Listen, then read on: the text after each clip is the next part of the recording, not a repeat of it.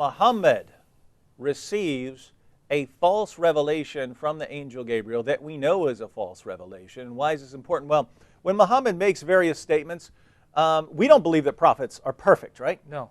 We don't believe that everything a prophet says is correct or accurate, right? He's not inspired in every instance. Right. So if a prophet believes something weird, we wouldn't hold that against the prophet. It's when he claims to be receiving revelation and that turns out to be wrong, then we've got a problem on our hands. And so many of Muhammad's claims about different things, we might say, oh, well, he was an illiterate 7th century caravan trader, so we're going to let him slide on those things. Not the case when he claims that he just received something from the angel Gabriel. And we actually have it in the Muslim sources where he says, in response to a question, I just got the answer from the angel Gabriel, and it turns out to be what we would recognize today as complete, total nonsense. What am I talking about, Sam? Oh, well, you're talking about the following hadith. And again, it comes from Sahih Bukhari, volume 4, book 55, number 546. Sahih Bukhari, volume 4, book 55, number 546, where a Jew came and tested Muhammad to see whether he's a true prophet or not. So it's not just Muhammad claims to get a revelation. This is a man is testing him to see whether he is a true prophet. Exactly, a Jew. And so this is supposedly clear proof that Muhammad is who he claims to be in 100%. Response to a challenge from a Jewish critic. Exactly. This is when Muhammad came to Medina, and it's okay, you claim to be a prophet. Well, I got 3 tests for you. Narrated Anas, when Abdullah bin Salam heard the arrival of the Prophet at Medina, he came to him and said, I'm going to ask you about 3 things which nobody knows except the Prophet. Notice, no one can know these 3 things except the Prophet, and yet Abdullah bin Salam knew them. Right?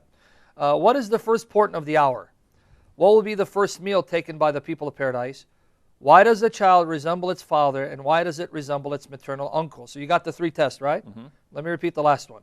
Why does a child resemble its father, and why does it resemble its maternal uncle, meaning his mom's brother or her mom's brother? Allah's apostle said, now watch this, Gabriel has just now told me of their answers.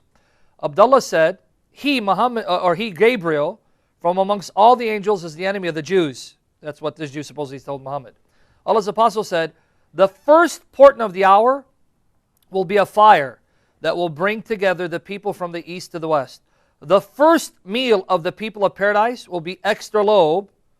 Here it says cow date lobe. Yeah, it's fish. A fish liver. It's fish guts. That will be the meal that they're going to eat in paradise, right? Yeah, that's what they want.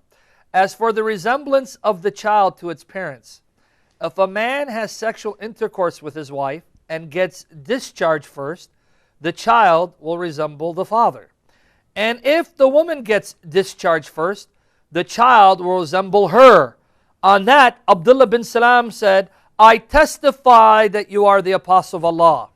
Abdullah bin Salam further said, O Allah's apostle, the Jews are liars. And if they should come to know about my conversion to Islam before you, ask them about me, they would tell a lie about me. Now, I can stop there. You got the point, right? Yeah, here's the point. Muhammad has asked 3 questions to test whether he's a prophet, because only a prophet knows the answers to these questions. But Abdullah somehow knows the answers as well, because he knows that Muhammad has gotten the right answers. Now, there are multiple problems here. Multiple problems here. Notice that the first 2, his responses to the first 2 questions, he could have said anything, right? Yeah. He could have said the Stay Puft Marshmallow Man will be the sign of the judgment. He could have said the first meal will be roasted Stay Puft Marshmallow Man. He could have said anything, right? He could have said anything. It hasn't happened yet, so there's no way to say, aha, you are a prophet because you've given the correct answer. So he's asked, what's a sign, about a sign of something that's going to occur. Hasn't happened yet, so Muhammad speaks confidently. I know what it is. It's a fire that unites the east and the west. And then he's asked about the first meal in paradise. Well, how are you going to know that? Again, you could say anything. You could say fish liver. You could say pork rinds. Yeah, you could say pork rinds. You can say whatever you want, right? So these offer no indication whatsoever that Muhammad is a prophet. You could say anything. There's no way to count that as disconfirmation until it actually happens. But the third The third response is something we can test. It's something that Abdullah couldn't have tested during his time, but it's something that we know is false. Muhammad is asked something that people had observed many times during his time and throughout human history.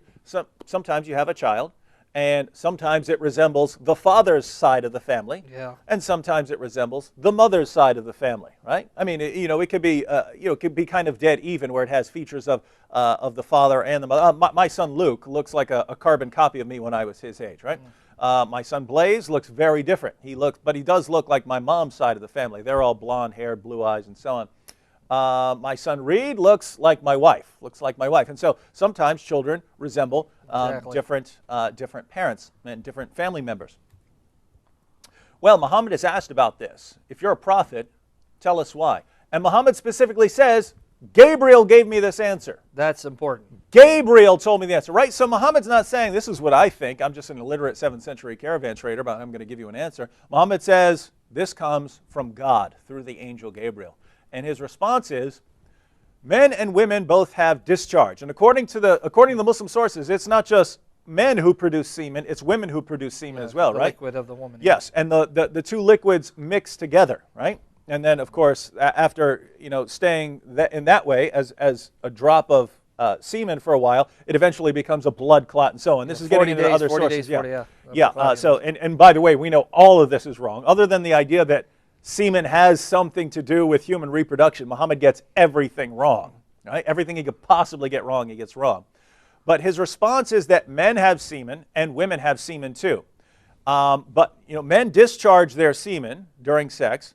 But according to Muhammad, women discharge theirs too. And sometimes the man discharges his first, and sometimes the woman discharges hers first. Whoever discharges first, whoever semen comes out first, that's who the child is going to resemble. That's exactly what he says, right? Yeah, 100%. That's Muhammad. Now that is total nonsense. Women have an egg. And it's released a long time. It's released a long time before the man has his discharge inside the woman, because the egg has to travel. The egg has a lot of traveling to do before it eventually gets to a place where the semen can fertilize it. So children should always resemble the woman. And let me explain it differently, right? Women don't have a discharge that's similar to men, right? So Muhammad's just totally wrong there. The only way to try and reconcile this would be for a Muslim to say, oh, it really means the egg. It really means the egg, which is what the woman contributes to the process. Well, if you're talking about the egg that isn't released during sexual intercourse. The egg has already been traveling, right? The egg's been traveling for days. So the only way you could try and reconcile that would be that's what the female's discharge is. It's the egg. But if that's the case, then all children should always resemble their mother 100%. Exactly. Is that the case? No. And here's the point. What Muhammad said from a scientific perspective is total, utter nonsense. I mean, he couldn't be more wrong if he tried. He was totally wrong, and he claimed to get that from the same source that he gets the Qur'an from. So the same source I'm getting the Qur'an from just told me the answer to this question, and his answer is totally wrong, ladies and gentlemen. And we know it's wrong. It's factually false. It's not my opinion. It's not, well, I think Muhammad's a false prophet or something like that. It's something we can know and test and prove that he is wrong about. And so if you continue believing him, guess what? This was to prove that he is a true prophet. This was in response to a challenge. If you're a true prophet, you'll know this. Muhammad says, I accept the challenge. Gabriel told me the answer, and he's wrong. And he's wrong.